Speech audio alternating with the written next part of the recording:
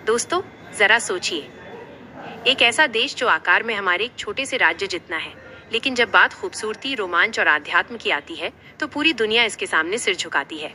एक ऐसा देश जहां दुनिया की सबसे ऊंची चोटियां आसमान को छूती हैं, जहां कदम कदम पर इतिहास सांस लेता है और जिसका झंडा चौकोर नहीं बल्कि दो त्रिकोणों से मिलकर बना है।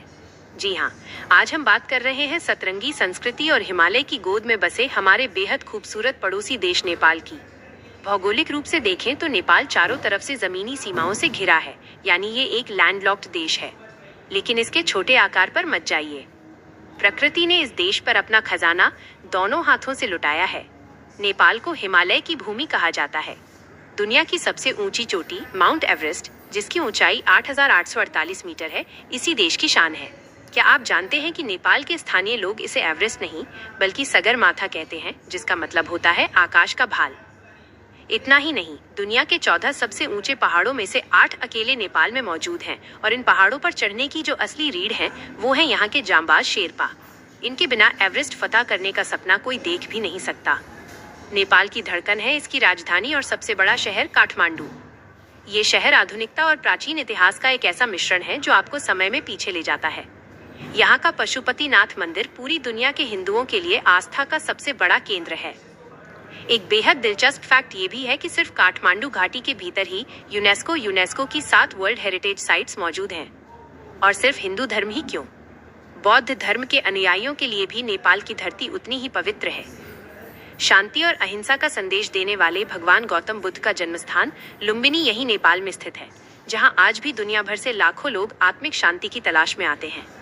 लगभग 3 करोड़ की आबादी वाले इस देश की असली खूबसूरती यहाँ के लोग और उनकी विविधता है। नेपाल में 100 से भी ज्यादा जातीय समूह एक साथ रहते हैं, जैसे गुरुंग, मगर, थरू, नेवार, राई और शेरपा।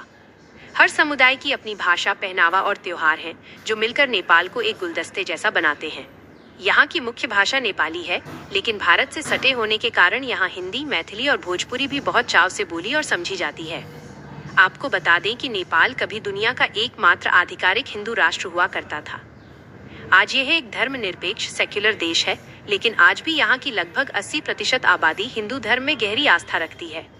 अगर आपको रोमांच पसंद है तो नेपाल का पोखरा शहर आपको अपना दीवाना बना देगा। यहाँ झीलों की शांति भी है और पैराग्लाइडिंग, बंजी जंपिंग और जिपलाइनिंग का कड़क एडवेंचर भी। वहीं अगर आप वाइल्ड लाइफ लवर हैं तो चितवन नेशनल पार्क में आप एक सींग वाले दुर्लभ गैंडे, 1 हॉर्न राइनो और रॉयल बंगाल टाइगर को बेहद करीब से देख सकते हैं।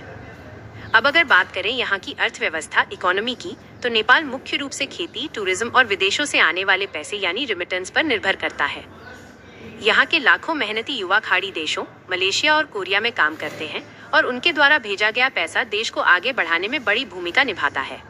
भारत और नेपाल का रिश्ता सिर्फ 2 देशों का नहीं है, बल्कि इसे रोटी और बेटी का रिश्ता कहा जाता है। हमारे बीच सदियों पुराना सांस्कृतिक और पारिवारिक संबंध है। जनकपुर, जो माता सीता की जन्मस्थली है, आज भी भारत और नेपाल के बीच के त्रेता युग के आध्यात्मिक संबंध को जीवंत रखता है।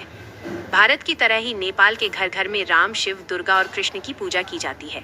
सबसे बेहतरीन बात जानते हैं क्या है? दोनों देशों के बीच खुली सीमा, ओपन बॉर्डर है।